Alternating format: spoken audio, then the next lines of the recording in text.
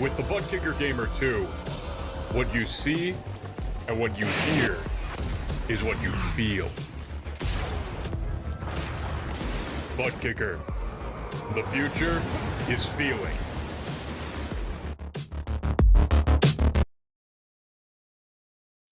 To be the best, one must beat the best. Ovals, road courses, the streets of iconic cities, race after race, the top sim racing IndyCar stars will battle it out. In sim racing, it doesn't get any better than this.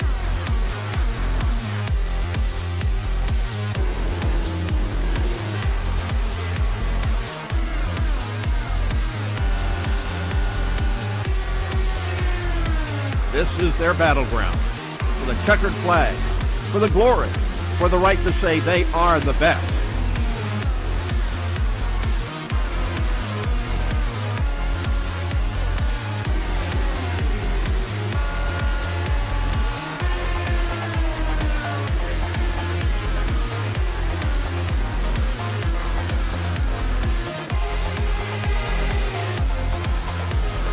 The cars and stars of the Lionheart IndyCar Series, presented by Butt Kicker, are ready to race.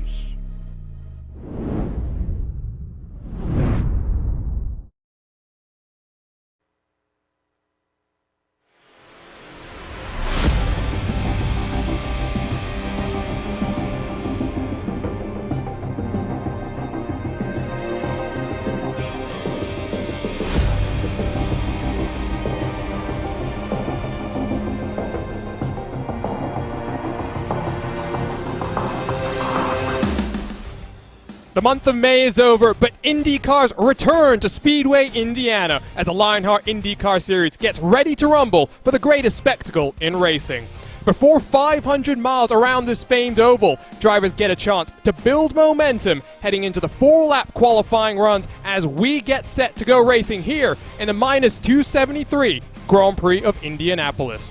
Hello and welcome back to RaceBot TV and coverage of the Lionheart Racing Series powered by HyperX, makers of the premier gaming gear like the legendary ultra-comfortable Cloud line of gaming headsets. Whatever you play, however you play, HyperX knows that we're all gamers.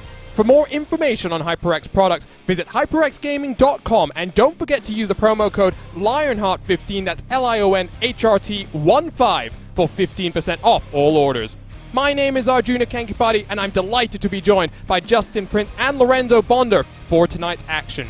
TV cameras designed by Esteban Ballo and TrackCams22.com with additional car cameras designed by RaceBot's own Tyler Maxson. Let's dive straight into our Butt Kicker pre-race show. And Justin, it is wonderful to be here at the Brickyard, the home of IndyCar competition. And this is a race that has not really been a fixture in Lionheart competition, only the third running here at the Indianapolis road course. But my oh my, it's an opportunity for momentum as we head to the first Triple Crown of this season.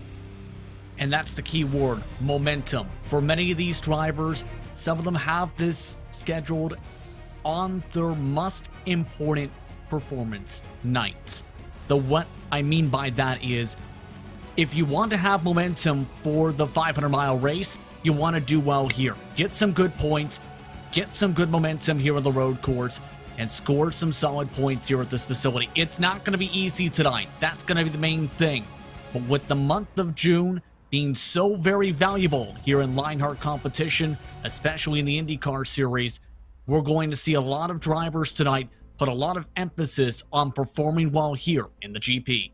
And the month of June, of course, started with a trip to the Worldwide Technology Raceway. Gateway is such an interesting short oval, and it was an interesting race in which the Lionheart King, Adam Blocker, finally took his second victory on the season after winning in the season opener. It was a long wait from March to the start of June for his second victory. Let's take a look then at our drivers' standings. It's a 70-point advantage for Blocker, who is done with the month of May and his real-world duties with Ilmore Engineering. That will be a bit of a relief. He will be heading this weekend to Road America to be on the engine for a couple of the cars there. But look at these standings, Lorenzo. You've got three rookies, 5th, 6th, and 7th, but it really is Lionheart stalwarts at the top. Adam Blocker, Connor Harrington, Ryan Otis, the Lionheart Retro King, and Joshua Chin. We know just how strong the King of Chins can be.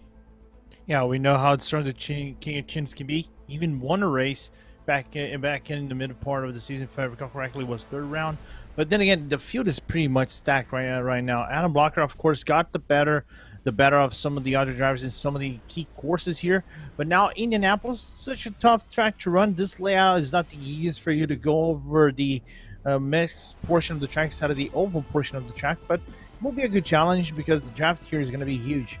Draft is going to be so important, and we'll fly our way down the main straightaway the wrong direction when we return here at the end of June. Of course, we'll be making our way down in towards turn number 1. Those were the driver standings presented by Butt Kicker. Here are the team standings presented by HyperX, and while it's been Adrenaline Power Slide and Adam Blocker dominating the driver standings, it's the private label Team Hype machine that has now got a 150-point advantage at the top here. And Justin, it's really only those two teams that are in the mix there. Graphics LPM, they are a further 150 points back. For Adrenaline Motorsports Red, they have a lot of strong road drivers. They need to use this race to try and claw that gap back to the front. I wouldn't be surprised to see Adrenaline Motorsports Red be able to claw the way forward a little bit with this type of race. But don't forget, private label Team Hype has a lot of momentum here with this race in the past. Connor Harrington's performed well in them here in the past, and Joshua Chin, last time this series was on a road course over at Mid-Ohio, came away with the checker flag. So this is the type of race tonight where it could be either one of those organizations that could come in on top. It's just a matter, though, of keeping yourself out of trouble. That's going to be a very key thing amongst those organizations, and getting the strategy right amongst those teams is going to be also very valuable, Arjuna. It's an interesting race, 48 laps and at least 2 stops expected. Some other battles to keep an eye out for, of course, Graphics LPM third in the championship with the Alcantech simulation team close in pursuit. Also look out for Sector 5. Lionel Callisto has been a standout name in that operation. Here are the rookie standings presented by Butt Kicker, and I was just saying about Callisto, he's just gone and pipped Jason Brophy to second place in this rookie championship. Bennett, Callisto, and Brophy have been consistent performers, but Aaron Morgan and Matt Taylor tied on points with 207. They are very strong, not just in this IndyCar, but across all 3 of our Lionheart Racing Series competitions. So watch out for them, as well as the likes of Richie Hearn, who has experience at this very track in the real world, an Indy 500 competitor in the past. Let's talk a little bit about the Lionheart IndyCar Series with the series details presented by Minus273, the premier name in karting gloves. Their industry-leading gloves are super lightweight and durable, made of a breathable poly spandex.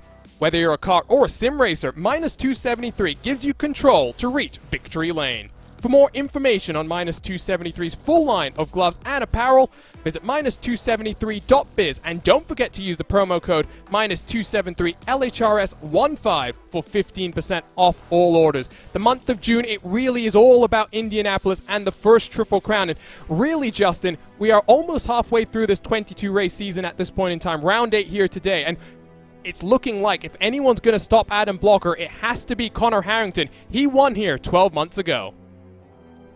Yeah, and that came in a fireworks-filled affair, keep in mind, where Sage Karam was in a great position last year to come in with the checker flag in this GP before contact with lap traffic. Then Adam Blocker fought with him, and he ended up spinning around after some very aggressive moves by Sage Karam trying to hold on with wing damage. Eventually, Blocker was also hit with contact as a result of said spin. It was incredible, to say the very least, Arjuna, to see the closing 6 laps of this event last season. It was a fireworks-filled affair. I wouldn't be surprised to see the types of fireworks here tonight, because even with the in-car tools, this is a track we talked about where it can be very difficult to try and make passes tonight. It's going to be very critical to utilize the draft and be able to make some bold moves, to be able to make some of the passes, especially early on in these runs. And so a couple of things that I did want to point out. First, before we talk more about the event details, let's talk about that drama 12 months ago. Harrington able to squeak a victory on the final lap of the race. Yours truly actually finished in 3rd. It was a very intriguing race, and as a series organizer George Anzaldo has just pointed out in our YouTube chat, apparently I also have the official race lap record here. We'll see if anyone can break that here today. The 3rd trip to the Brickyards Road Course, like I said at the start, we have not made this a fixture on our calendar, but it really does fill out the month of June to come here to the GP first and then to the 500. It's all about momentum. 4-lap qualifying is 1 week from today, and everyone wants to start from the front in what should be a thrilling Indianapolis 500. The pole sitter has never won in 2 previous runnings, and only 2 drivers have led double-digit laps.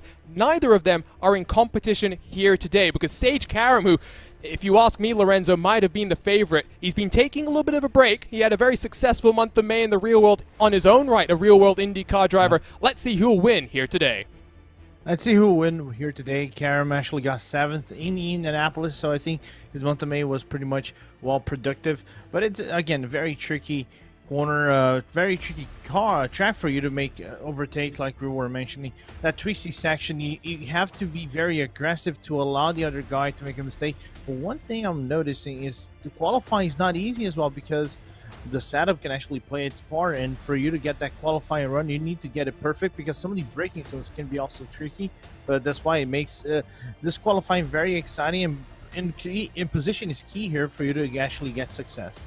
And talking of the setup, it's a custom-fit setup, like we mentioned, made by the Canadian Andrew Kinsella. What can he do with his own setup? But of course, he's not always just building a setup for himself. He's building a setup that's going to race the best. It's going to suit so many different drivers' styles, and it'll be interesting to see exactly how the various drivers adapt to it. One little tidbit that we should point out, there is no rear anti-roll bar connected, so we were talking about in-car adjustments. There is not going to be any adjustment at the rear of your car to tighten or loosen it up. Qualifying well and truly underway. Already halfway done with 4 minutes and 30 seconds left on the clock, and you get 4 flying laps to set your fastest lap time. There you can see it is the Lionheart King, Adam Blocker, who sits on the pole position, a 1:11.720. Joshua Chin just over 1/10 behind him with Henry Bennett. That might be his best qualifying performance so far this season, back in 3rd. But I tell you what, we didn't really get a chance to talk about the track too much. Let's take this opportunity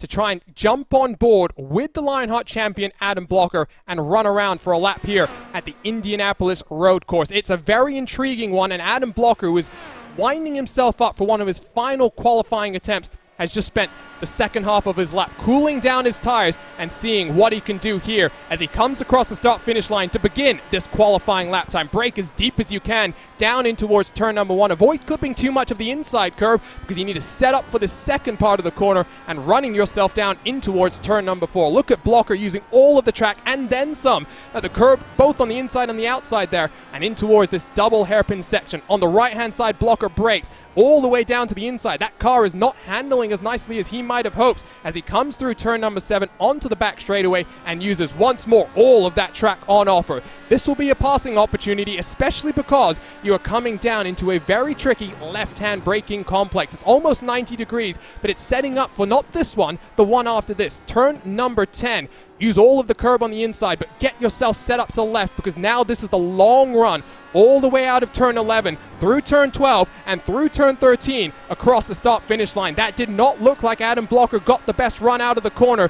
60 seconds and counting. You can see him minimizing the distance here as he comes through turn number 1 in the wrong direction.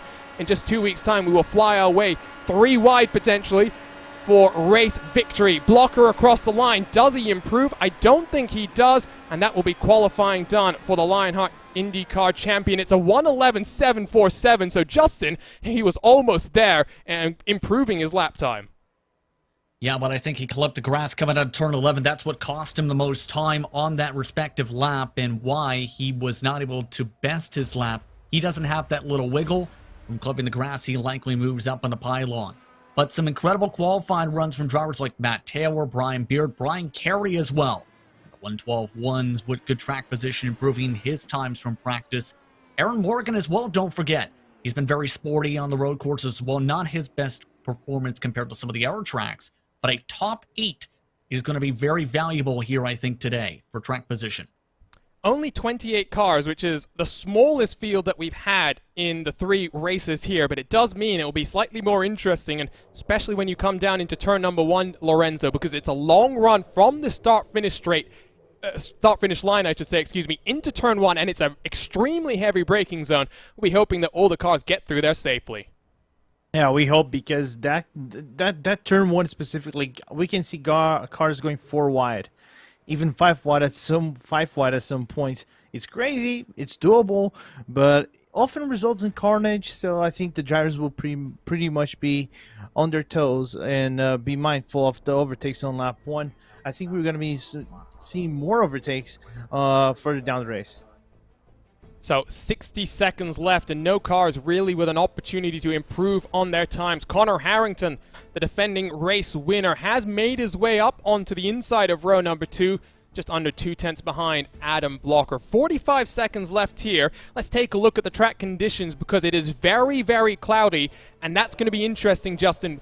Drivers are required to use both the red and the black mark tires, but with the red being so much stronger and with a limited fuel capacity, there is so much strategy here to be played. We were talking about this a little bit before tonight's race, where with the track conditions being fairly cool, yes, while the track condition is starting to kick up, it's going to be a situation where the reds and the blacks are going to be fairly closer on times as a result of the cooler track conditions compared to, say, a 115 Fahrenheit. It was 39 degrees Celsius, 101 degrees Fahrenheit, for reference sake, at the end here of this qualifying session. So in our words, it's going to be important to make the right decision to be able to utilize the best tire possible. In our words, if you're many of these organizations, you're thinking long and hard about this call, and from it looks like many of the drivers may lean towards the reds here. We'll have to see. Let's go ahead then and take a look at our starting grid for round 8, the Minus273 Grand Prix of Indianapolis.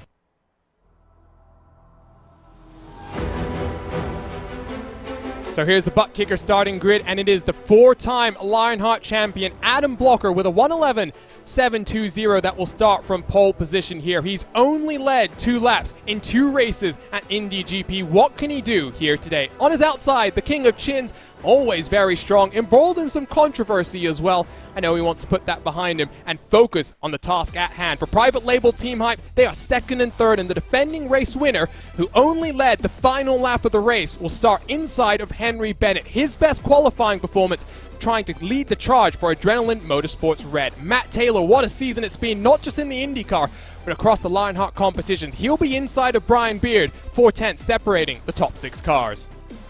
Brian Carey, the Canadian, inside of Aaron Morgan. Justin Weaver, Adam Fraser, they round out the top 10 with Tyler Groff and Stefan Larkamp on row number 6.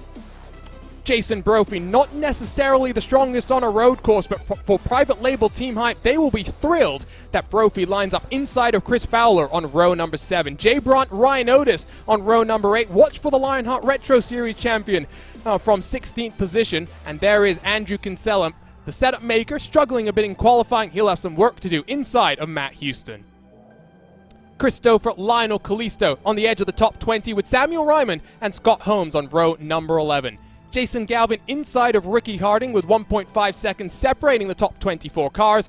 Tony Shaw and Joe Branch, the final 2 to set qualifying lap times for Adrenaline Motorsports Black. This will be a race where they just try and minimize the points lost. Mike Rasmussen, Mike Rigney, the final row on the grid, so it's all Mikes on row number 14. There is our starting grid, the smallest field from the Indy GP and Lionheart IndyCar competition, but it should be a very intriguing one.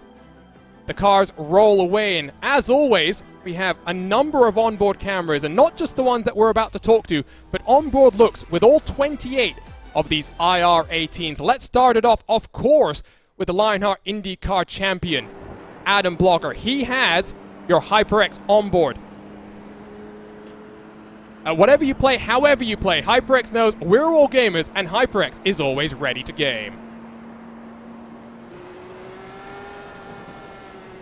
Ryan Otis has the Minus273 on board tonight. Minus273, the premier name in karting gloves. Visit minus273.biz.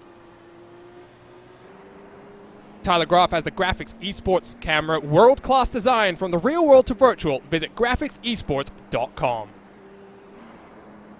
And Samuel Ryman has the Midwest Simulations on board. Midwest Simulations, makers of the Spotlight's visual spotter system. You watch the track, we'll watch the rest. And of course, like mentioned, not just these 4 cars, but all 28 will have our onboard looks. Great shot of the cars making their way down this back straightaway to get started. We have a couple of moments before we get underway, so it's that time where I get predictions from my co-commentators. Lorenzo, let's start with you. Can Adam Blocker win here today? He has a good shot, but the problem is pole cylinder never won. Can he break that? I think he can actually do it, but he needs to strategize properly because, again, he will be the prime target over here, and overtaking is difficult. Justin, you noticed some cars starting on the blacks. What do you think they can do here today? Keep my eye in particular on Matt Taylor to see how the blacks are going to work out for him. He's the highest running driver on that compound. Don't be surprised to see him charge up in the later stages of the run with the different compound. Competition, commitment, excitement. This is Lionheart, and for the third time in series history, we are about to get underway for the month of June. Just 2 weeks away from the Lionheart Indy 500, the first of our Triple Crown events. The pace car is down onto the safety of pit lane, and we are underway. Look at Henry Bennett already trying to make it 3 wide as we get underway for the Minus273 Grand Prix of Indianapolis. Ben is going to use the draft of his teammate to try and get around Connor Harrington. Terrible start for Joshua Chin as there's an Alcantech car that pokes his nose to the inside, side by side. Harrington holds on to second. Taylor is almost shoved off into the grass. Jay Braun is off the track as well. Only one car unable to get through this opening couple of corners without any sort of issue, but we streak down into this double hairpin section with no major drama. Bennett with an interesting start, and Justin, the question on my mind, is there going to be a penalty for the 07 car?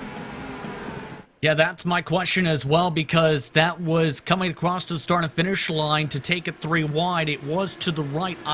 We're going to have to wait and see. That's the main thing, because that's an interesting sequence, because he timed it up well, and it could come down to race control to determine that. The iRacing automated race control will already have rendered its verdict on what happened there. And Lorenzo, you've already noticed no change at the line there, so no penalty. It should be forthcoming on Henry Bennett. Yeah, he came really close, though. I think that was right about 410th of a second before he went actually to do an overtake at the line. A perfect launch for Henry Bennett. The German is on fire the Brit is on fire tonight. And right now has to look in his rearview mirrors as Aaron Morgan gets around Matt Taylor on those black mark tires. Lap number 1 in the books.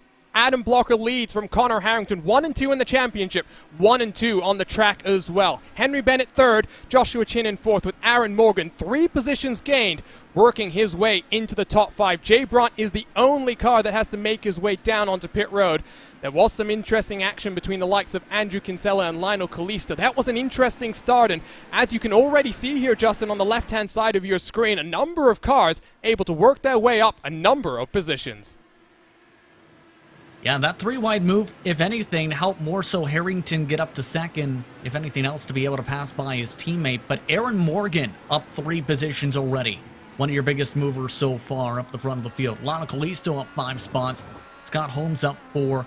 Branch and Mike Rasmus up 5 positions apiece. They were able to get some good launches to be able to get around some of the cars early on. But as you can already see, single file train starting to form up a little bit up towards the front, with Blocker trying to break the toe from the draft. Can see a number of drivers on the button. It's wonderful that a timing tower lights up like a Christmas tree when the moves are forthcoming. Matt Taylor on the black mark tires will lose 1 more position. There goes Brian Beard, but Taylor will fight this one back. I don't know how much he wants to be aggressive here. Has to concede. I'll have to look in his rearview mirrors because Brian Carey will try and follow him through as well. Let's see if I think we are just about okay to go and spool up a replay of the start there, because it was a interesting one for sure, and I think we have to figure out exactly how early Henry Bennett decided to launch. Here it is, the RaceSpot TV replay. You can see Adam Blocker almost in communication with his teammate, I would have to assume, as 3 wide across the line. And I think Joshua Chin here, Lorenzo, decides very early on to get out of that one. Yeah, he didn't want anything with it whatsoever. Harrington defending on the inside into turn number 1, but the second leg got kind of benefits. Bennett, he had to back down because it can get complicated, and then Jay Brent getting into some contact 3 wide on turn number 1. Unfortunate for the number 15 car of Synergy Motorsports Black. Let's take a look at this aerial look. You can see 2 wide, 3 wide, 4 wide for a moment. It's all sorts of chaos. I think that's Andrew Kinsella trying to slip it down the inside. Brophy almost gets tagged around as well.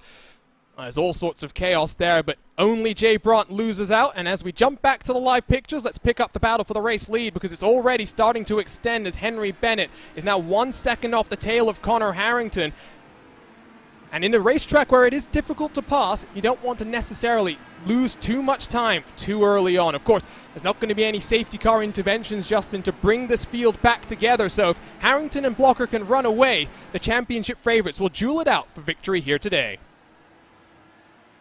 Yeah, they're in a good position right now to be able to break away from Bennett. In fact, they've pulled away by more than a second already. The main thing I've noticed, though, is they're doing it with two different line perspectives. In that Blocker is trying to take some wider arcs to his lines, while Harrington's trying to take the rumble strips a little bit more and a bit more tighter on his apexes. And in turn, Blocker is still getting some distance away from Harrington as a result to be able to build up that buffer.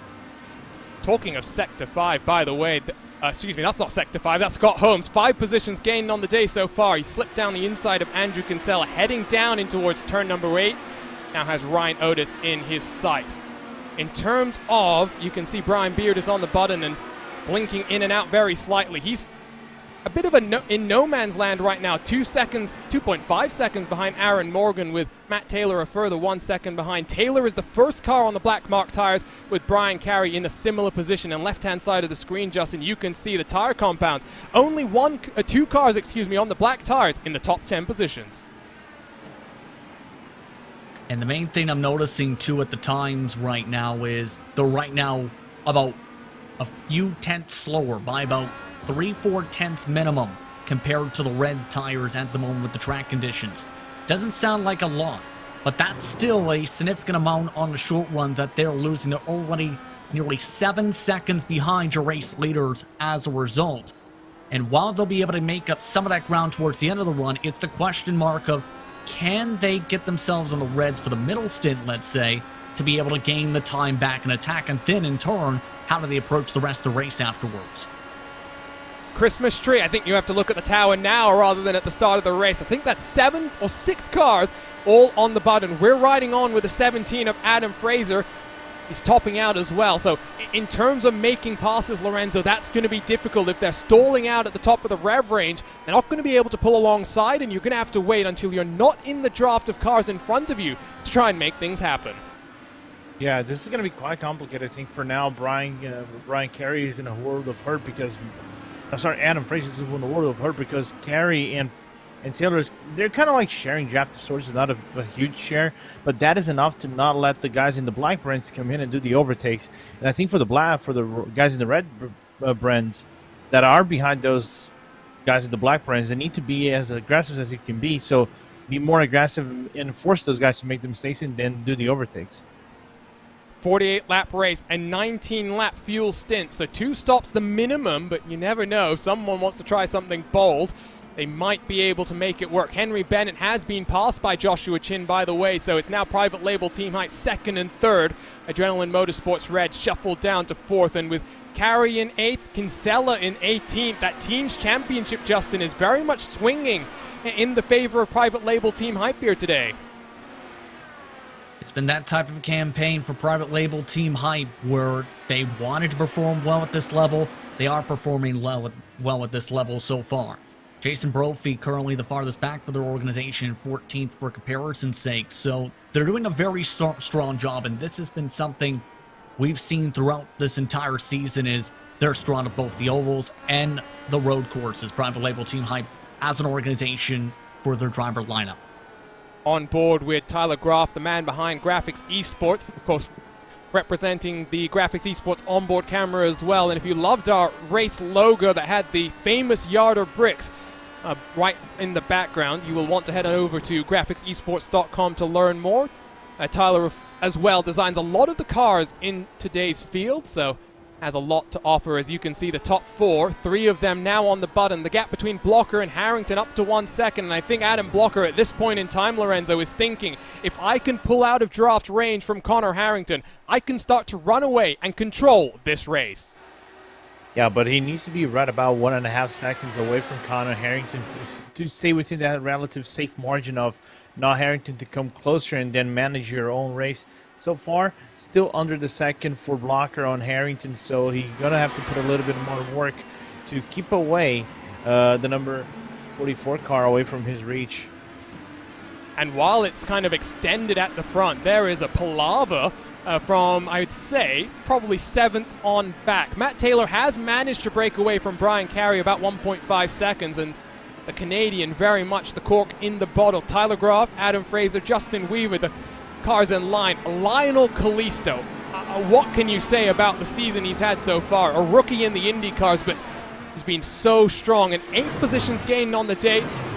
One of our biggest movers, tied with Mike Rasmussen, who's up into 19th position. Other big movers do include the likes of Aaron Morgan, Jason Galvin, and Mike Rigney. All 3 positions gained for them as they come in through turn number 11, making their way onto this long run that will take you across the start-finish line and down in towards turn number 1. Justin Weaver, I think, is right in the draft of Adam Fraser here, Justin. And going to take that peek, in fact, to the left side to try and get the slipstream to work. He's going to pick up that draft 2 off the cars in front. So very well timed. Bit of side-by-side in front of them as well. That's Tyler Groff trying to use the button to get on past the Canadian on the black mark tires. He does so down in towards turn number 1. And now Tyler Groff up into the top 8. You did see Weaver make the move as well, and Fraser not just passed by Weaver, but by Kalisto as well. So that charge from the 97 continues almost up into the top 10. Already on lap number 9 here. So these laps really are flying on by. And I wonder here, Lorenzo, if anyone is going to try something slightly different. We talked about the black mark tires maybe not working in the long run. You want to get off of them as quickly as possible. What will the likes of Matt Taylor and Brian Carey do here? It's tricky, you know, because they're going to be only effective more than the red tires, probably in the final 5 laps of the stint, where you can actually pick up the car, you know, be more comfortable with it and run faster laps. But then you reach the end of your fuel range, because estimated lap stints are about 19 laps strong that your fuel range will go. So it's complicated, you know. We've been talking about minimized damage, time damage, so that's pretty much the objective A, B, and C for them right now. And something that you had picked up on, Kalisto has already burned through half of his push-to-passes, so being aggressive in the early stages of this race, and now you can see on that left-hand side of your screen the number of usages left. Unlike in the real world where it's a time-based system, you get between 120 or 150 seconds depending on which track that we are in.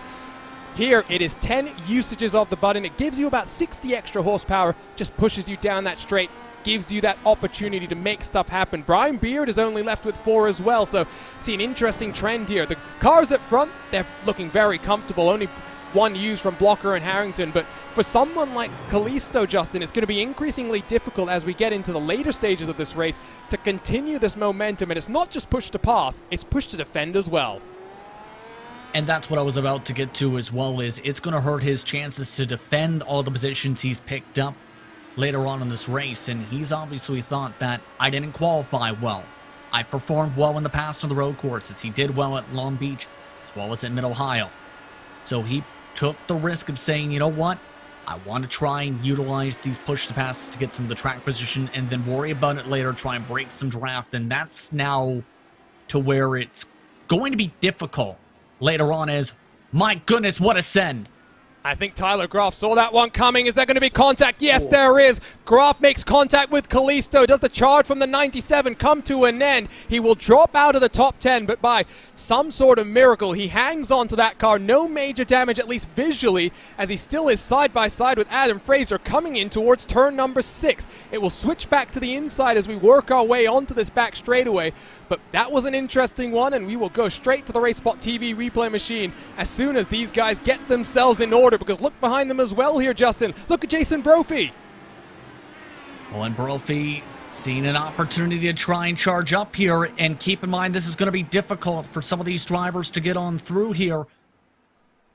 All of these drivers lined up astern as a result here, just all draft locked as a result of that checkup, but this has opened up the opportunity for several drivers to say, you know what, I'm going to use the push to pass to try and make some moves here. A couple of the drivers already struggling as a result of some of that contact. That was Larkamp getting past Weaver, and we will get to the replay. We're just going to stay with the live pictures until these guys all calm themselves down. You got that wonderful aerial look at that draft train that these guys have been building. Ryan Otis looks to the inside of Brophy, nothing doing there, is in front of him. You can see still side by side, it's Adam Fraser and Chris Fowler as we work our way in through turn number 3. They will form themselves back once more. And I think it's the perfect opportunity to potentially take a look at the RaceSpot TV replay then. So let's go take a look at this incident down in towards turn number 1. It was a very late move from Justin Weaver. Tyler Groff did the right thing, just jinking out of the way, but it all ended in tears, I think, for him. He's dropped all the way down the timing screen. Lots of damage to the 26 car, Justin. Yeah, he's already made his way down to the pit lane. As soon as I seen that send, I knew there was no way that was going to stick because that was extremely optimistic to try and go for the 2 positions. He had the 1 position in hand fairly simply if he elected just to take that. But with that push to pass, he had utilized that lap. He said, I think this is my opportunity to try and move on forward, and unfortunately, as you said, it ends in tears for a couple drivers. Kalisto going to be a bit lucky here with some of this bit of contact here, trying to dodge all of this. And so Tyler Groff is rolling himself off of pit road after spending 22 seconds stationary. So Kalisto will be thrilled that no major damage there, as you can see now up into 9th position. So let's rejoin these live pictures and see exactly what's happening. Looks like Justin Weaver might be struggling here at this point as Matt Taylor down onto pit road, Justin. So he's elected to get off those tires as quick as possible, and you were just talking about this a little while ago. Some of these drivers may want to get off the blacks as quick as possible, and it looks like he's elected to go for the undercut strategy. This is around the early mark of where the fuel projections were for today, between laps 10 and 19 for our first pit stop window. So he's now going to be on the reds and going to have to be on full defensive mode at the end of the life of these tire stints the rest of the way. They're only 6 laps away from the race leaders coming in as well, so getting towards that time when pit road will be a very busy place, and getting onto pit road is not the easiest thing here because it is a high-speed entry and you want to make sure. Oh, Samuel Ryman off the track in the gravel. Not sure exactly where he is. I believe this is turn 4 and 5. He has to watch in his rearview mirrors because the race leader is about to come through. There's Blocker. There's Harrington and Chin, the private label teammates. No major drama there. Ryman lets them through. Speaking of this leading group, look at how Chin has closed on the back of his teammate here, Justin. And Connor Harrington, 1.5 seconds behind Adam Blocker. Yeah, I noticed that Blocker is more efficiently getting his way through the infield section, so to speak, of the racetrack, through the road course portion here at Indianapolis, while Harrington has been more efficient in the run from turns 12 and 13 all the way down into turn 1 for this road course layout. The tough thing is for Chin, he is currently gaining about a 10th a lap, yes, but the main thing's going to be trying to find a way to get up to someone like Blocker, because Chin, we know, is also very strong in the road courses. There's a reason he came away with the victory at Mid-Ohio. He's showing that speed here. It's just a matter of looking for the right opportunity. I think he's got one. Down the inside makes it look very easy. And the king of chins now 1.7 seconds, 2 seconds back, excuse me. There's that time shoots up as he just lost a bit of time as he tried to get down the inside of his teammate. Now sets to the task at hand, chasing down the Lionheart King out front. For Adam Blocker, well, what can you say? Easy come, easy go. Only 2 laps led at this track in 2 previous attempts at this race. And as we head in towards the pit stop window, looking very comfortable. Slightly further back, not so comfortable, is Henry Bennett Lorenzo with Aaron Morgan all over his rear wing. And again, Morgan with a very good outing, you know, in these road courses. We saw him in Mid-Ohio, I think, last season, so he was doing really good in there, and that's why it's not surprising for me to see that number 48 car being very strong and putting the British all over, you know, his rear wing and keeping him very honest. But then again, I think Morgan, for now, is not playing aggressive. He has 9 push to passes, so he's saving that for the end, apparently. Doing good so far on those red brands. I tell you what, one of our great new additions to our RaceSpot TV graphics is this new track match. A shout out to ATVO, Nick Thyssen, Simon Grossman, and Kevin Niatola for all of their hard work, not just on the push to pass. I love seeing our tower light up when drivers get on the button and just try and urge their car down the straightaways that much more. But you see, Adam Blocker will be coming up on some more lap traffic in not too much time. Bennett very loose in through turn number 4, and Morgan closes that gap even further. I love, though, Justin, that you can see that group of cars. It's still not separated out, and I tell you what, if we go take a look at 10th position on back, once more using this wonderful aerial shot, you'll see just how close these cars are. Yeah, right now, that whole chunk of cars that's in the middle of the snaking section of the racetrack, that's all about 4 seconds right now. It's incredible how tight they're all running, but they're all draft locked, which is the tough part, where many of them may have used to push the passes earlier on in this run, so that's going to cost them a little bit later on in their chances for this type of train. But it's also the time where you can just settle on in, try and save your equipment, try and save your fuel in particular, try and make sure you get that 2-stop window we got projected. Make sure you're good to go and think big picture about the race. Just be patient, as several drivers, it looks like, are going to make their way a little bit more tighter on their apex into the lane. And this is that pit entry. Look at Chris Fowler. Oh, has he sped there? A puff of smoke as he locked up. And I wonder if the number 20 car will be in trouble. He's followed in by Adam Fraser. These are the first takers down onto pit road from this leading group. Other cars have come down, including the Adrenaline Motorsports teammates Tony Schowen and Chris Stouffer. But now, this is the important stops. Undercut on the cards. Fowler into the box very smoothly. Up on the jacks. 4 fresh Firestone tires. He's staying on the red mark tire as well. Drops down, gets the fuel, and 9 seconds later rolls himself off. Adam Fraser does the same as well. I tell you what, Justin, Fowler will be thrilled that he didn't incur a penalty there on pit road. Yeah, that was really pushing to the limit, but that's where a lot of practice comes into play. We've talked about this a few times, where drivers will practice that entry to make sure they can hit their marks precisely. But more stops coming in, I believe, Arjuna. Joshua Chin has elected to come in on the undercut. Very interesting. Joshua Chin, also known as the King of Chins, is a master of fuel saving, and I've competed against him in many an endurance race where he'll suddenly magic a stint with 3, maybe 4 laps extra than what you can do, and you're fuel saving as well. So to see him come in a bit earlier than Harrington is a bit surprising, but maybe just indicates the strategy that he is playing here. Into the box he goes. He's got a wonderful pit stall as well. Up he goes, down he goes. 9 seconds once more. 8.4 for the 93 car.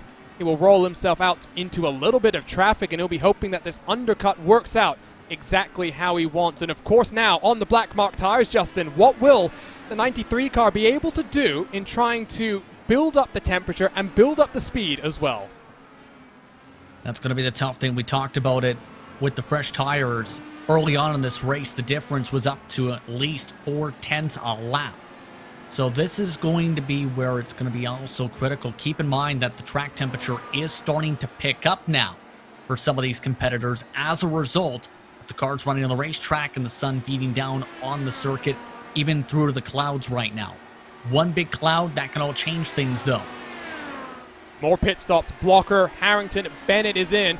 Morgan will get a point for leading a lap then, as he goes the longest of the cars in the top 5. Important stops for these cars. No mistakes can be afforded to make, and I wonder now what tires they will elect to pick for this middle stint of the race. Blocker is in, Harrington is in, Bennett is in. Reds for Blocker, reds for Harrington, reds for Bennett as well. So no changes there. And as Joshua Chin blasts his way down the start-finish straight, just out of shot, there you can see the purple just coming in. Harrington will beat his teammate out here, Justin. And here's the tough part. It's going to cost Chin some time. So I think at the very least, Chin's thought process might be to charge on the later part of this race, on the last stint of the race, and maybe just get the blacks over with right now. The thing is, when it comes to the other drivers, it seems, is they're willing to take the risk of taking the blacks at the last stint of the race, save them as long as they can for when the track gets a little bit more warmer at the moment. Morgan down onto pit road then. As you can see, Adam Blocker is stuck behind Ricky Harding. And as we work our way in through turn 10 towards 11, Adam Blocker tries to find whatever he can to just build up some gap and put that buffer back to 2+ seconds. The private label teammates. There he goes, and now we should see Ricky Harding down onto pit road as well.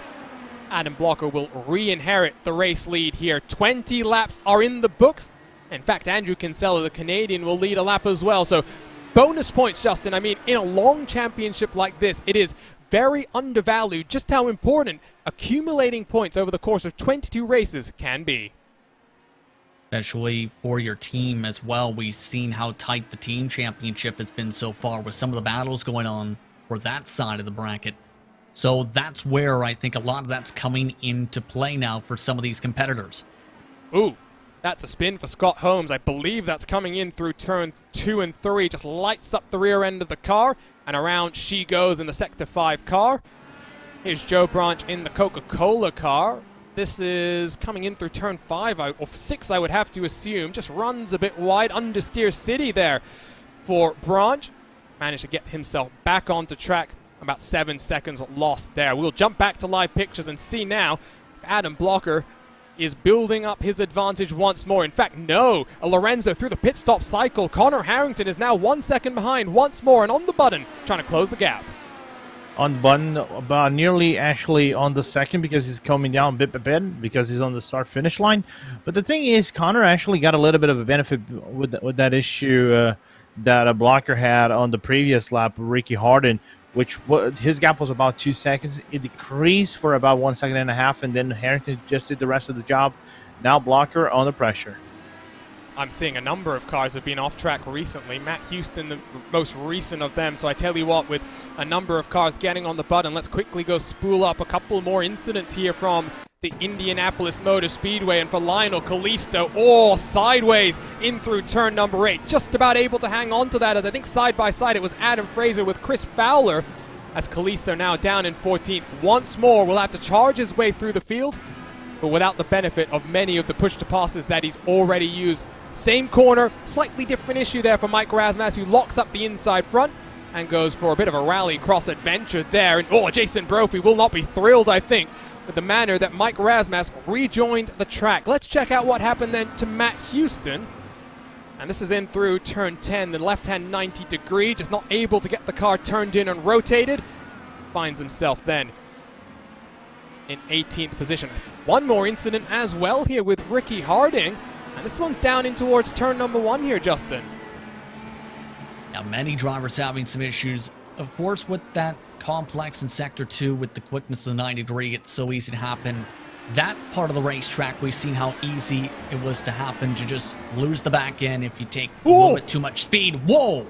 Up and over and over. He's still going and still flipping. Debris going everywhere. Lionel Kalisto is down on pit road. The charge has come to an end. Here is the replay. It's behind the Canadian Andrew Kinsella. He just looks for the move that wasn't necessarily there. Unable to get onto the anchors in time. And what can you say about that, Lorenzo, other than self-inflicted? Oh, Harrington spun around. I was actually going to commentate this, but Harrington just spun around, Arjuna. I'm so sorry. I was paying attention to this. We will take a look at that one in a second, Lorenzo. Just give me a second here, and we will go ahead and take a look at that one. Harrington, in fact, is still very, very slow. Let's go and pick up the live pictures here. There's damage on the left rear of his car. Oh, no, for Harrington. These are major championship implications, Lorenzo. Yeah, this is so complicated. I think that was Tony Schowen on the inside on corner entry on turn number 8, and that is so unfortunate. Harrington wanted every single point coming to the 500, and that's going to be in shambles because he's between the championship. Oh, there it is with Schowen. That's going to be something race control has to take a look at. We will have to take one more look at this, Justin, and spool it back even further if we can.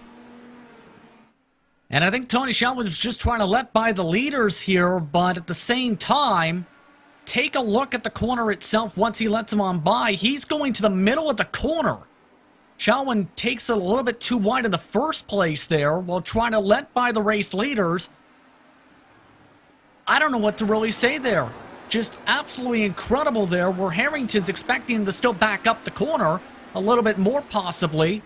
And then you have Tony Schowen, who doesn't turn until midway through the apex, just about. And he's still crawling, trying to get that car back to pit road. And at the end of the day, Lorenzo, you know that even though Schowen is on Adrenaline Motorsports, there was no intent to cause that. He was trying to stay out of the way, and he just misjudged it, made a horrific mistake.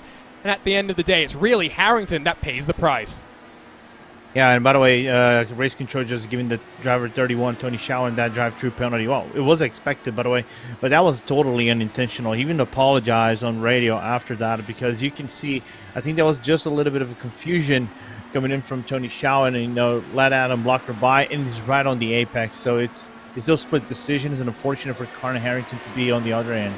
And that has turned this race on its head. It's now a battle between Adam Blocker and Joshua Chin, and it's going to come down to the strategy with the tires. Heartbreak for the defending race winner, Connor Harrington, but halfway through this race, oh boy, Justin, if this is what the Brickyard has in store for us, not just today, but in 2 weeks' time as well, who knows what this Indy 500 will look like in a couple of weekends' time. Yeah, this is absolutely incredible now because you have Chin on the blacks, remember, Blocker on the reds, so Blocker's got the opportunity to grow the distance. Chin's going to have to be extremely aggressive to close up the gap. He's losing 0.8 of a second a lap right now. Before that incident, keep in mind, Harrington was starting to close on in to Blocker by a couple car lengths per lap. So Blocker is starting to, as in the middle stages of this race, move on, lose a bit of time compared to before when it was a bit more cooler track temperatures.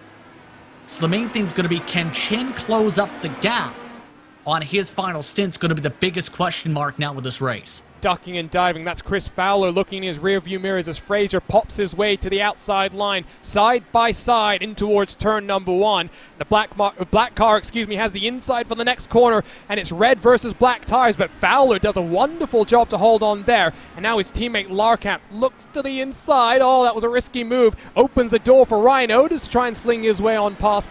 It's calmed down out front. It is not calmed down in the mid-pack here. Fraser almost runs over Fowler, Justin.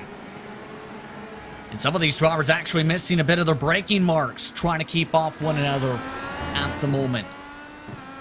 Keep in mind, as you see the onboard now for Andrew Kinsella, lead right here, just waiting for the opportunity to poke around. We've seen how dangerous that section of the racetrack can be, because I was going to mention before when it came to some of the mistakes in this complex of the racetrack here. With the 90-degree corner in particular, it can catch up to you and bite you very quickly because of the speed you're carrying, first of all, in towards the lead up to that section, but two, just how little runoff section there is other than the grass. So it's very easy to make mistakes. That time, that's how I got the better run. And using the draft from Larkamp in front, gets on past the Lionheart Retro Series champion, now looks to the inside of the 62, deep under the brakes, and forces Larkamp to concede on those black mark tires. Otis will follow him around the outside. Wonderful opportunistic pass from the 95 car. Slinks his way up into the top 10, and you see the left-hand side of the screen right now is those tire compounds. Let's switch it to the positions gained as well, because look here, Lorenzo, at some of these movers and shakers. Yeah, let's look at Mike Rasmus. What a performance he's having so far. Going from P27 all the way down to the back, second to last, now P14. Then we got a Fowler with 7 positions gained. There is one other driver with some good positions. That is Jason Galvin on P17, having a good race so far. It's been a thrilling one so far, and I tell you what, if series organizers are thinking about if they want to return here and make it a fixture and a staple of this series, it really has produced some drama, not just today, but 12 months ago as well. Tyler Groff has reset down onto pit road and taken the tow. I think day done for a driver that was looking extremely strong in the early stages of this race. Let's take a look at this RaceSpot TV replay. Just lights up the rear end of the car coming around through turn 4, and I think realizes already 1 lap down. Nothing left to fight for here today. There is still a fight for 3rd place. And it's Matt Taylor who's been oh so impressive, not just in the IndyCar, but in Speedway and retro competition as well, chasing down a driver who has struggled a bit more than I thought he would here today, over the course of the season, I should say, Justin, because Henry Bennett, a multi-time iRacing IndyCar Open champion, has not had the type of consistency and strong dominating runs that you might think you'd get from this British driver. I was expecting a lot more on the road courses in particular. He struggled a little bit on the ovals this season, but road courses, I've seen him dominate in many different cases in some series. yes, he's got himself a couple top fives in the season, but I was expecting him to be in contention for the race wins in a lot of different cases. For him, it's been a struggle just for the top 8. Remember Long Beach? That was a fight for him back in that race. Watkins Glen, 9th position. Mid-Ohio was where he finally broke through on a road course for a top 5. It's just not been the season we were expecting, absolutely, from a driver who has been able to show great discipline and great speed on the road courses. He just hasn't been able to nail the strategy, I think, as well as nail the pace that we would expect from Bennett. Going through some equipment upgrades as well, so I think maybe just feeling his way through those as well. Oh, Joshua Chin! Joshua Chin! What is happening to private label team hype here? These are major championship implications. No damage for Chin. Oh, but for Galvin, a previous race winner, he's around in turn number 2, Justin. Everything's all kicking off now all of a sudden at 2 different parts of the racetrack for Chin. I think it's a section where it's once again the same complex we were talking about. Turn 8 and 9, where it's so easy to spin out if you don't hit it the right way. And the way he hit the corner was he clipped the grass going through part of the apex. That was enough to set him off to spin on the corner exit in turn. That now may cost him a lot of opportunities, if not full chances, to get up the blocker. Now when it comes to the air spin, not quite sure what happened to Jason Galvin in the air end of the racetrack. I think this is it right here where Galvin just makes a bit of side pod contact, and I believe that was one of your race contenders for the top 5, Morgan. Well, Morgan, actually, we hadn't mentioned it, Justin. He'd slipped down the order as a result of something that had happened to him. A 50-second spin on pit road, but he will not be too happy with that one. Looks like Galvin just misses the inside of the corner. There's a car that goes for a little bit of an airborne trip there, able to get on through with no major damage. Back to live pictures, and let's see if we can pick up the gap between Bennett and Chin. It is only now 3 seconds, and, well, Lorenzo, Adam Blocker, 12 seconds clear with just 18 laps to go. Yeah, 18 laps to go. He can manage now. He can even grab a cup of coffee or something like that and be okay with it. But then again, I think this race has a little bit of everything that we probably weren't expecting. Yep, it's got a bit more here as well, Lorenzo. Sorry to cut you off. That is Stefan Larkamp and I think Justin Weaver that have tangled coming in through 8, 9, 10 as well. It definitely looks like it might be the tricky spot. Take a look at this replay, Lorenzo. Now let's take a look at the replay as they go into the turn number 7, 8, or 9. Oh, it looked like he's missed. The car just stepped out on its rear. Oh, came back on track quite dangerously and affected the other driver going off track and then clustered everything. I've been seeing a lot of drivers spinning on practice on that specific center, so for that custom setup, it's not been the easiest one for you to tackle.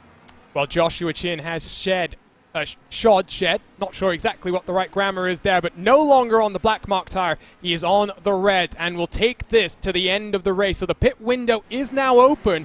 Don't necessarily think, though, Justin, we're expecting the likes of Blocker in the next few laps. Yeah, Blocker, if he wants, can try and stretch it for another 7 laps to try and minimize the amount of time on the blacks, and that's the key thing we were talking about before, is trying to minimize the amount of time you spend on the alternate compound for tonight. The tough thing is now when it comes to Chin, though, is before it was a bit manageable, 4.5, 5 seconds back. Now, with it being 11 seconds plus after that spin off in the grass, it's not going to be easy whatsoever to get up to Blocker. It's going to take a lot of luck to close on up. You are watching coverage of the Lionheart IndyCar Series on RaceSpot TV and ESTV. Don't go anywhere. More coverage of the Minus273 Grand Prix of Indianapolis right after these messages from our partners.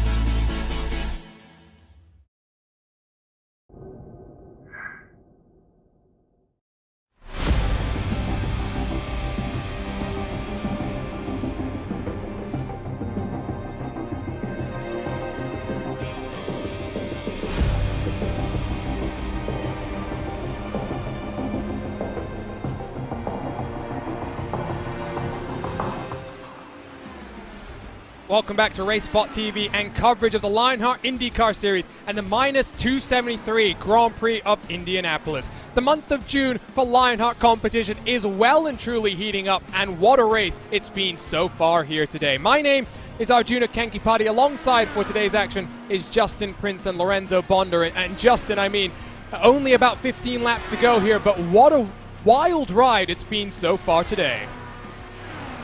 Absolutely. We've had championship contenders involved in trouble. Others spinning off into the grass. Others having issues trying to get their way either through the pit lane or, in some cases, through some of said traffic.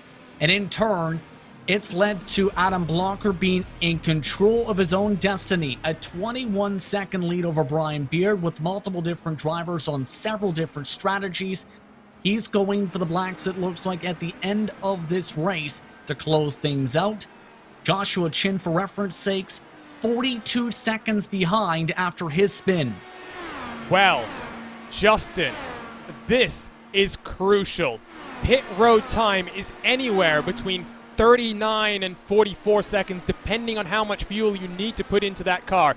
If Blocker needed a full tank of fuel, the gap would only be 4 seconds. But Blocker is not going to need a full tank of fuel, and by the time he comes down onto pit road and gets those black mark tires, it's going to be crucial to get those tires up to temperature and pressure to make sure he doesn't give Joshua Chin the opportunity of victory today. That's going to be very critical, but I think Blocker is making his way right now, Arjuna, towards the lane. 14 laps to close out his stint on fuel. So going to be able to take about 5 laps less in the tank. Remember, the furthest we've seen today is 20 laps in the tank. Pole sitter has never won at this track, and I tell you what, 12 months ago, Sage Karam, heartbreak for him, a contact with a lapped car. And then a drama with him and Blocker with 2 laps to go. Drama with Harrington and Karam with 1 lap to go. Harrington only led 1 lap, but it was the lap that everyone wants to lead. Coming to the checkered flag. Blocker into his box as Joshua Chin is on the push to pass. Watch for the pit box time here, 7.5 seconds. He is side by side with his teammate Joe Branch, who is going to have to let him go here because there comes Joshua Chin, Lorenzo, down the back straightaway. And down the back straightaway, but it's quite lengths from Adam Blocker. I think it is right about 6 seconds that he has on Adam Blocker. So the private label Team Hype is going to have some work to try to get within the Adrenaline Motorsports, Adrenaline Power Slide driver. And the problem for Chin is he has 5 laps on his end, whereas Blocker is just on his out lap. But of course, red versus black now, so I mean, let's see what the difference is going to be in terms of pace. Chin did drop off very slightly through that middle portion of the race. So pit stops very much underway here. Only a couple of cars still left to come down onto the lane. Beard, Weaver, Morgan, and Rigney, those cars. As we're watching this battle with Justin Weaver, who's just gone and passed by Joshua Chin. And now Brian Beard down onto pit road, so Adam Blocker will re-inherit the race lead. 6 seconds is the gap, as we've got 13 laps to go as Blocker comes across the start-finish line once more, and those yard of bricks. Let's talk a little bit about the teams championships, Justin, and what the implications of today really are going to be, because Bennett's in 5th, Kinsella's in 10th, and Brian Carey's in 9th. So for Adrenaline Motorsports Red, it's a nice consistent run. For private label Team Hype, Chin's in 2nd, but then Jason Brophy is down in 17th position. Connor Harrington, the best he will finish is 23rd today. And it's been talked about a little bit where sometimes the road course, it's about minimizing the damage for some teams. And for private label Team Hype, remember we were talking about this, Arjuna, where private label Team Hype were in a solid position to be able to get good points. Until the disaster struck for Harrington.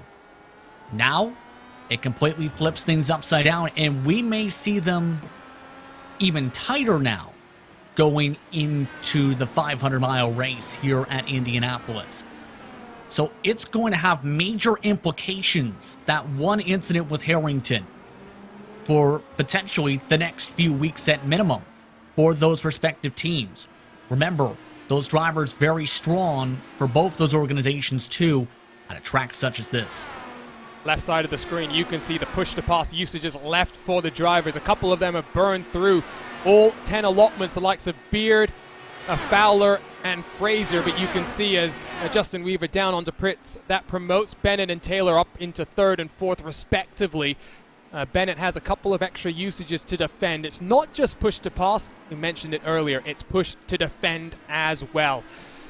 Lorenzo, you found an interesting stat based on the season so far. Sage Karam and Adam Blocker both have 2 victories on the season.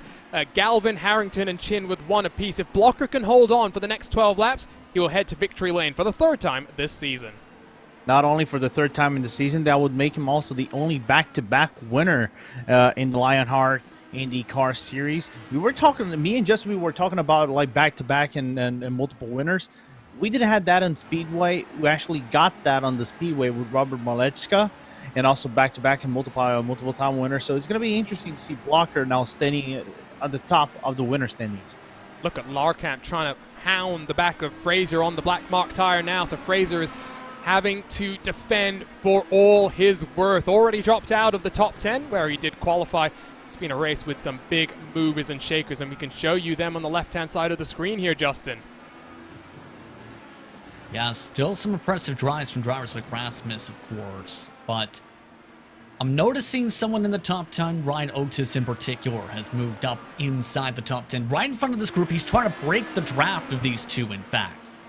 So it's been an impressive job by Otis, who is known to be very strong on the road courses as well. Watkins Glen is his bread and butter, keep in mind, so it's going to be intriguing how this all plays out as here comes the move from Larkamp. Red tires give you a bit more grip, but Fraser full of confidence knowing 11 laps to go. He just has to hang on, nothing doing for now, but I have a feeling this battle will continue to intensify. Justin, got a question for you here. We were talking about the Speedway series there. Factory back to being very strong there. What do you think about this Lionheart competition? It's 3 different, series that we've got. It's such a fun thing for us to come and do every single week.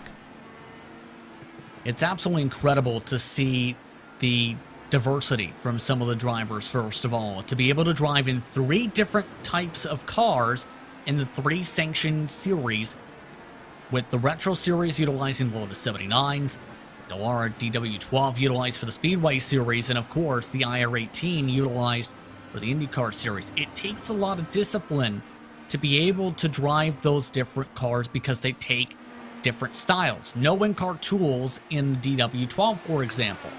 You do have that option with the IR18 to be able to adapt it to the various conditions and the situations, such as, say, a battle for position lap.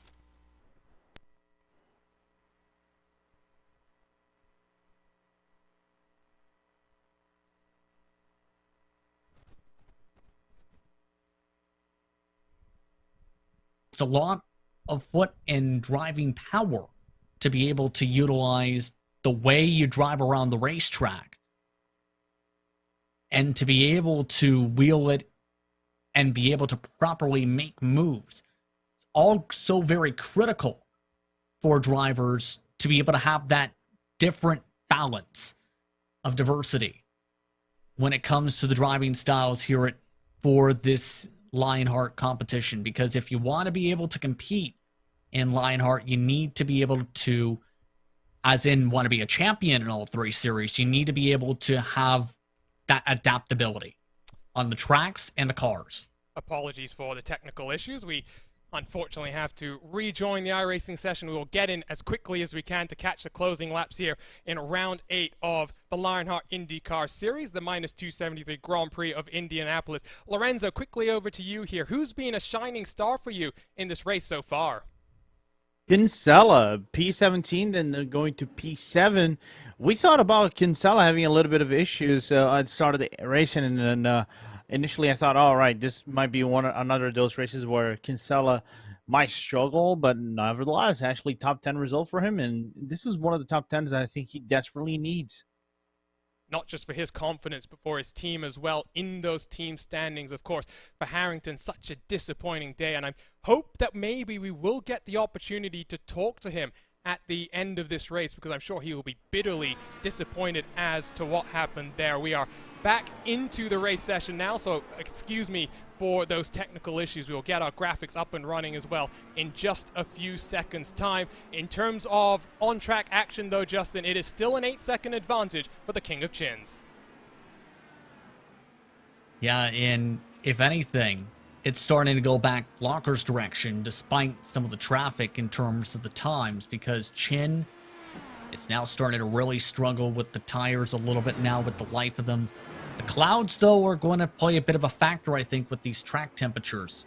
It's half a second faster, in fact, between Blocker and Chin in particular. So right now, this is going right into Blocker's direction, and this is exactly what I was fearing. The mistakes from Chin earlier in the race cost him a lot of time to be able to try and pounce on Blocker. He needed this to be the opposite way. Chin needed to close in half a second compared to Blocker to be able to have a shot. And you can see them all on the button as well, just trying to push themselves forward and take what they can in the closing stages. Fastest lap it's possible to happen here in the last couple of laps. That's what happened to yours truly with all of the chaos 12 months ago. I'm very glad that we are going to catch the final couple of laps here today, because it's not necessarily action out front, but there is some interesting battles. And you were talking about Andrew Kinsella here, Lorenzo. He's up then into 7th position. Yeah, because Chris Fowler is not far behind, about a half a second behind on the number 41 car, and he's working his best. But the problem for Fowler is he has no more push to pass left, and Kinsella already using his surge to last push to pass to left. Such an interesting track, and I tell you what, let's kind of talk about it as well, because this is not the layout, Justin, that people will be familiar with from watching trackside action on NBC over the month of May. It's especially here, you come right into this double hairpin section. It's difficult, and it's not just here, but towards the end of the track as well. iRacing have said that they are efforting to get a team out to Indianapolis, of course affected by the coronavirus situation just like everyone else. But when we get a rescan of this wonderful facility, we'll get that new GP layout as well. And I can't wait to be able to get my hands on the GP layout, the update GP layout, once that becomes fruition as well. Think about it this way too, there's been a lot of updates to the Bagoa, for example, with the renovations, with the ownership group change here at this racetrack as well. That's brought a lot of beautiful renovations. A big Jumbotron, for example, in the infield for the paddock along Gasoline Alley, for example. It's incredible the work that's been put in at this facility over the past year or so to renovate and add more amenities to this track.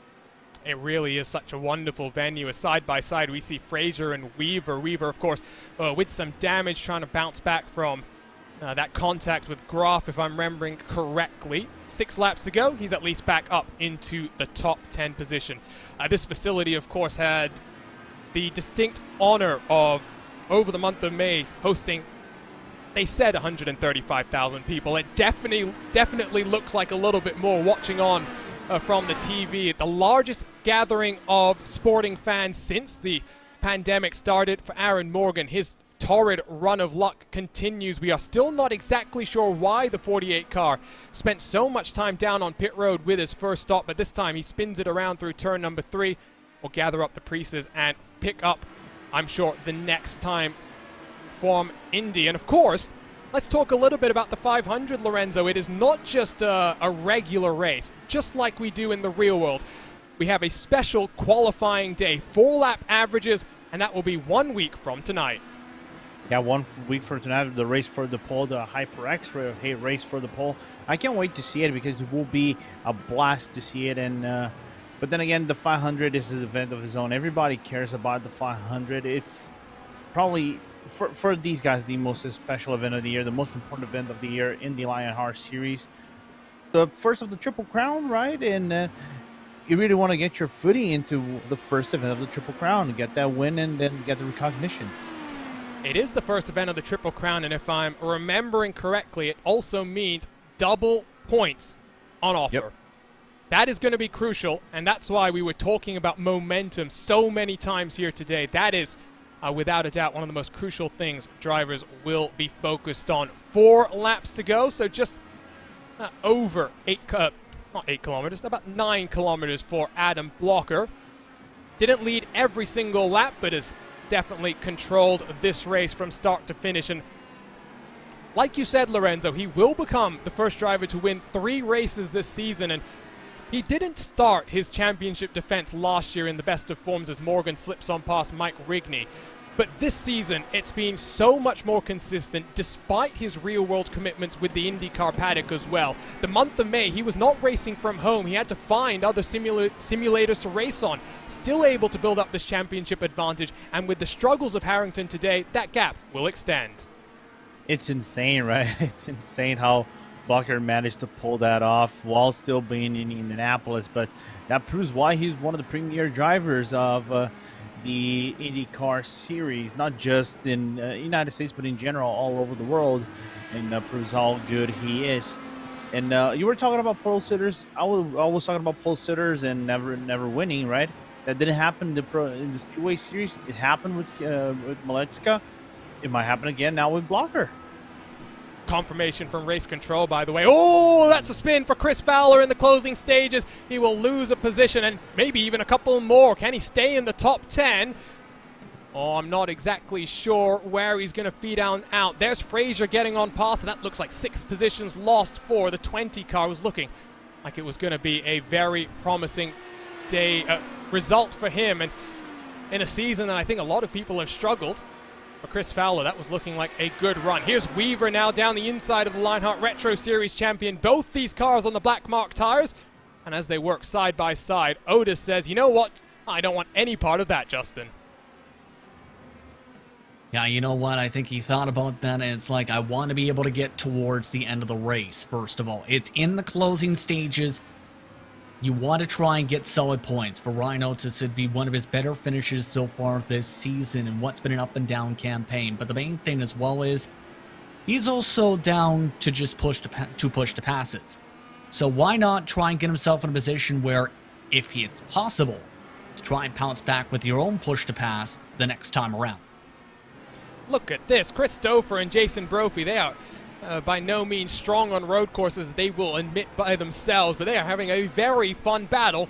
14th and 15th position. Stouffer drives for Adrenaline Motorsports, but he's in the black team, not necessarily in that championship hunt, at least right now. Stouffer teammates with Joe Branch and Tony Schowen as well. They will look at the second half of the season potentially as the one to focus on, as we'll look at these guys coming down with 2 laps to go. So 2 more opportunities. And not many usages of the button left for them either. What I have noticed, by the way, Justin, not sure if you've been noticing this, but Adam Blocker has slowly been using his push to passes. He has not been going that fast. Last time around, a 1:13.226. I think maybe just being a little bit conservative. Remember, had the opportunity to light field a car, 7.6 second stop, but as Blocker makes his way down the front straightaway, that's going to be where I think he's got a sizable enough gap to where he can probably let it coast down the front straightaway at this point. With how big the distance is, 8 seconds the gap between him and Chin, and keep in mind, Chin had a quicker pit stop and has been trying to stretch it on an 18-second stint, or 18-lap stint. We did, of course, see Chin spin his way through turn 9 and 10. Self-inflicted, extended that gap just that little bit more. While we wait for Blocker to come across the checkered flag to head his way into HyperX victory lane, look at his teammate Brian Carey, the Canadian, almost contact with Brian Beard. A side-by-side, they work in through turn number 1, and these are vital points, not just in the Drivers' Championship, but in the team standings as well for Powerslide and Adrenaline in that red organization, 3rd, 6th, and 7th. That is the most consistent they have been so far this season. But look out front. It's their teammate, Adam Blocker. It's been a difficult start in terms of managing his schedule and his commitments. Real-world commitments with Ilmore. He was here trackside for the month of May. He wins the Minus273 Grand Prix of Indianapolis and extends his championship advantage. It will be 2nd place for Joshua Chin, the private label Team Hype machine, unable to capitalize on a wonderful qualifying result for them. Henry Bennett across the line in 3rd. We wait and see if there's anything to come for Brian Beard versus Brian Carey. Looks like just a little bit too little, too late. Brian Beard, a very impressive top 5 finish for him, gaining a number of positions from his qualifying spot. Carey will settle for 6th, with his teammate, the Canadian Andrew Kinsella, in 7th. What a fascinating race it was, Justin. But at the end of the day, the Lionheart King still reigns supreme. A very dominant performance today, definitely at the pace, especially in the technical corners of the racetrack today. But in the end, he was able to also get the luck on his side. With some of his competitors having their troubles, he was able to build up the gap, break away from the draft, be able to settle on in for the checker flag this evening. That was Mike Rasmussen and Adam Fraser, by the way. The gap between them for 12th and 13th position, 6/100ths of a second at the line. That is what the Brickyard can deliver, and we're on the road configuration, not just of the track, but of the cars as well. We'll return in a couple of weeks, strip off the downforce, and head down in towards turn 1 with speed in excess of 220 miles an hour, with double points on the line and history if you can win the Lionheart Indy 500. All the cars are across the line, so let's go ahead and take a look at our race results here from the Brickyard. The Carnox race results, it's Adam Blocker once more into HyperX victory lane. 8.5 seconds back is the King of Chins. A late race spin might have compromised his chances of a late race charge. Henry Bennett, I believe that's his first podium in Lionheart competition. He'll be thrilled, but who knows, he might have had even more to offer, 19 seconds behind his teammate. Matt Taylor will be thrilled with a 4th place finish, as will Brian Beard, rounding out the top 5. Brian Carey and Andrew Kinsella, the Canadians representing Adrenaline Motorsports Red, they make 8 significant inroads into the gap that private label Team Hype has. They will be thrilled and confident heading into the Indy 500. Weaver and Otis, teammates for Synergy Motorsports, they're 8th and 9th, with Stefan Larkamp rounding out the top 10. Chris Fowler, Mike Rasmus, Adam Fraser, Jason Brophy, and Chris Stouffer, the 11th through 15th, and the final cars on the lead lap with Aaron Morgan, Mike Rigney, Ricky Harding, Joe Brandt, and Matt Houston rounding out the top 20. Samuel Ryman and Scott Holmes, they get it around 1 lap down before we start to find some of the cars that struggled here today. Tyler Groff, Connor Harrington, of course, contact with Tony Schowen, and I'm sure Harrington must have been apocalyptic when he was in that car. Maybe he's cooled down a little bit, and we'll get to talk to him here in our post-race coverage. Jason Galvin, Lionel Kalisto, Jay Brandt rounds out our 28-car field. You will see fastest lap set by Harrington on lap number 20. Now, ominous signs for the pace that he has for the rest of the season. Let's make our way over then to our HyperX post-race show, because the Lionheart Racing Series is powered by HyperX, makers of premier gaming gear like the legendary ultra-comfortable Cloud line of gaming headsets. Whatever you play, however you play, HyperX knows that we're all gamers. For more information on HyperX products, visit hyperxgaming.com, and don't forget to use the promo code Lionheart15 for 15% off all orders. He is already standing by, so let's not make him wait. For a winner the 3rd time this season, it is the Lionheart King, Adam Blocker. And Adam dominated that race. I don't necessarily think that you thought it would be as easy as it was in the end. Yeah, it definitely wasn't going to be easy. I was happy with my Q lap. Not like super happy, but happy enough. I think it could have been beaten, but yeah, it wasn't. So ended up on pole, and yeah, the first stint I felt like I had a little bit better pace than Connor, at least. On the start, played some team games. Unfortunately, Henry was able to get past Josh, so I think that helped. But yeah, then I think Connor was hanging with me, but he was probably burning a couple push passes to do it, so I wasn't super worried. Started to gap him late at the first stint, and Josh passed him, and I think it was going to be close between Josh and I. Yeah, and then Connor had an incident, and then yeah, Josh I think made a mistake that made it a little bit easier, but I think without that, Josh and I would have been pretty close.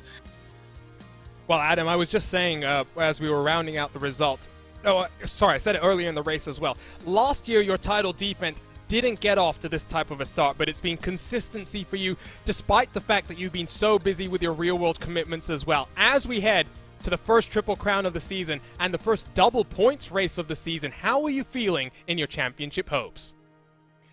I mean, it's Indy. I always feel good about going to Indy. You kind of have to, and yeah, had some good results there in the past, so just hope to do the same thing. Obviously, it's a really crucial race for the championship, but some results like today kind of make it a little bit easier, take some pressure off. So, yeah, just kind of looking forward to it. And of course, you'll be heading to Road America for this weekend as the NTT IndyCar Series heads to Elkhart Lake, Wisconsin. What are you looking forward to that race? Because that should be thrilling, especially with fans back in attendance. Yeah, I mean, last weekend was like the first proper race with full fans, and I think this weekend will be the same. And Road America is just one of the best road courses in the world. Great for the IndyCar.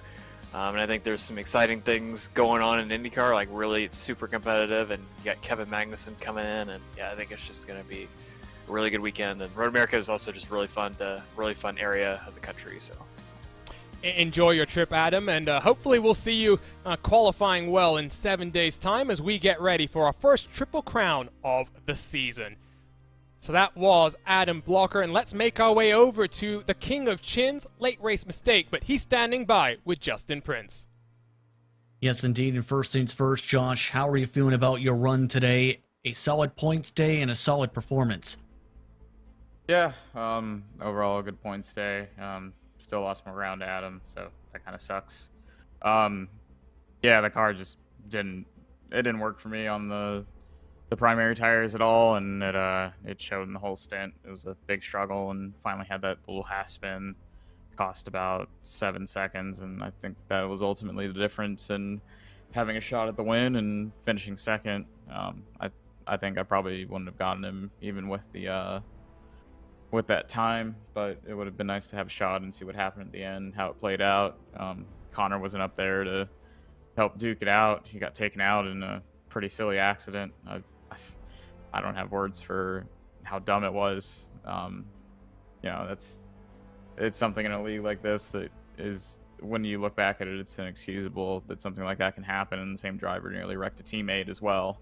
So that ultimately played a pretty big outcome change in how the end of this race played out for the lead, but I guess I can't be too mad about second.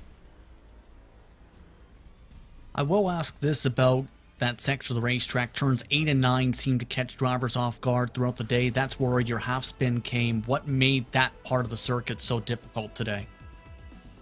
For me, it was a fairly okay section the whole time until I got on the primary tires. It just, the lateral grip wasn't there, and I didn't have the rear end stability, so I was going through trying to get the car to turn and trying to force it through there to turn, and it finally did turn on me, and it turned too good, and it was just a slow, uncontrolled spin that when you look back at it, you go, oh, well, that's easily preventable, but it's such a slow lead into it that you don't really catch it. I think that's probably what was catching a lot of other guys out in there, especially when they went to the black tires. Now, you're the defending pole sitter for the HyperX Indianapolis 500, and are now less than 7 days away from HyperX Indianapolis 500 race for the pole. What's your mindset like for this year's running of the HyperX Indianapolis 500? Gotta go out and get pole, get the bonus points, and just take more points off Adam if I can. Unless he misses more races, it seems like this is his title to lose again. It's one of those seasons where everything goes right for someone, and he's the one on the good end of that. Josh Chin, second place for private label Team Hype, Arjuna. Great run for him, and you could hear some disappointment in his voice from his mistake. Some frustration as well from the incident between his teammate Harrington and Tony Hsiao. And one more interview to get to, and it's Henry Bennett in the 07. Henry, we have been a bit unfair to you, I think, in hindsight, bashing your performance a little bit over the course of the season, but in the greatest way possible. You are such a strong driver, both on the oval and the roads. This is the first race where qualifying and the race really went quite smoothly for you today. I'm sure the criticism was justified. You're quite a good judge of drivers, so I won't criticise you for that. But yeah, thanks. Seemed to go okay. Considering I didn't feel on pace in practice, yeah, pretty happy to get P3. Yeah, probably should have been P4. Good battle with Matt Taylor, but yeah, went well. I always kind of seem to do well here, so yeah, happy to get the podium. Well, you said probably should have been P4. Crucially, I think in the team standings, it worked out quite nicely for you. Chin, the only private label car in the top 10, but you guys are 3 of your cars in the top 7. So, I mean, it was a big gap coming into this race. And as we head towards the HyperX Indy 500, where double points are on offer, that championship gap between you and the guys out front will start to come down. Yeah, I mean, I'm looking to put a bit more effort into Lionheart for the second half of the season. You know, try and cut down the other series I'm running in, and try and you know, help the guys out in Adrenaline to, you know, get that title, and for me to get that rookie title as well. Of course, you'll extend your advantage in that rookie championship as well. Heading towards Indy, what do you think it's going to be? Of course, the iRacing Indy 500 was scorching track temperatures and very difficult to pass. With a fixed setup, it will be slightly different. What sort of racing are you expecting in a couple of weeks' time? It just really depends on the weather. I haven't looked at what settings they've decided, if they have decided. But yeah, I think regardless of the setup, it's going to be difficult to pass unless they make the weather quite cool, in which case it'll be a pack race. It's still relatively difficult to pass if you like the 3rd or 4th car back. But yeah, Indy's always fun.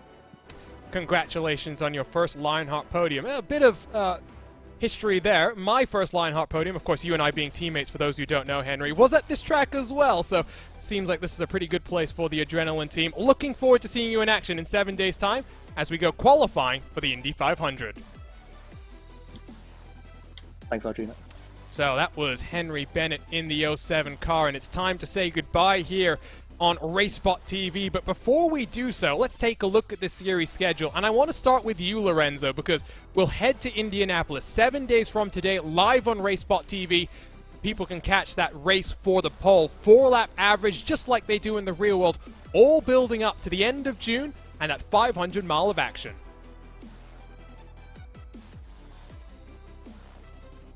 How about you, Justin? Why don't you take a look at this? It's going to be very critical for some of the drivers to carry momentum like Blocker, like Chin, but for others such as Harrington, they're hoping that it's not the sign of things to come when it comes to this racetrack. Because we know, based on what we've seen, it can be difficult to try and battle your way through the pack, yes, in the 500-mile race. But it's also one where qualifying can be so very crucial and exciting to try and set the fastest time, set the fastest average around the racetrack. And that's going to be very entertaining to see in about a week's time, to see who can set the fast time for June the 27th for the 500-mile race, to be able to try and power their way into the record books. That Triple Crown race is going to be also very exciting. And don't forget, afterwards, you have classics like the Milwaukee Mile, like Silverstone, like Texas, like Phillip Island right afterwards as well. So once you're done at Indianapolis, your focus has to be going towards trying to battle at short tracks, tough road courses, and tough speedways. And Lorenzo, there was some technical issues. You are now on the line and ready to answer this question. What I'm looking at here, 2 months between Indianapolis and Michigan, 2 months between Michigan and our season finale in Auto Club. These Triple Crown races with double points are crucial. And when I say crucial, it's hard to really describe how your season can turn around with just one bad race. Yeah, let's just say for Connor Harrington, that would be the prime opportunity for him to get those points and try to clinch the gap to Adam Blocker, or even overtake him depending on circumstances. That's why these events are so important, and you have to make the best out of it. Yeah, they're gonna practice hard for this one, and spend a whole lot of time trying to get with the setup, and I can't wait. I can't wait for 2 weeks, and then in each 2 months for those Triple Crown races. And the best part is it will be on a weekend, so no late race nights for some of these drivers, because it's 9 p.m. on the West Coast, past midnight for drivers on the East Coast of the U.S. And for someone like Henry Bennett, who lives in the U.K., my word, he'll be getting ready, I think, to get activated for his work day in front of him.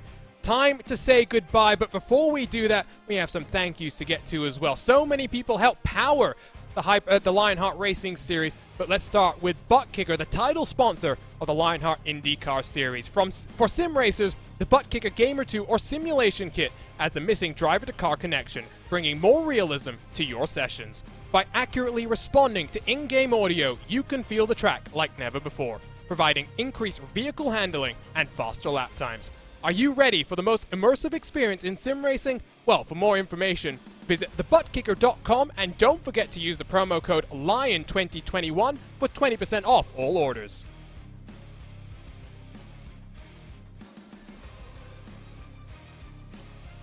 The Lionheart Racing Series is powered by HyperX, makers of the premier gaming gear like the luxury ultra-comfortable Cloud line of gaming headsets. Whatever you play, however you play, HyperX knows we're all gamers.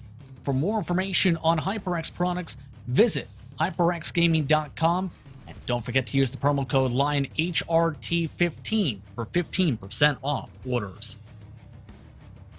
The SimExperience AccuForce Pro V2 is the premier professional simulation racing steering system.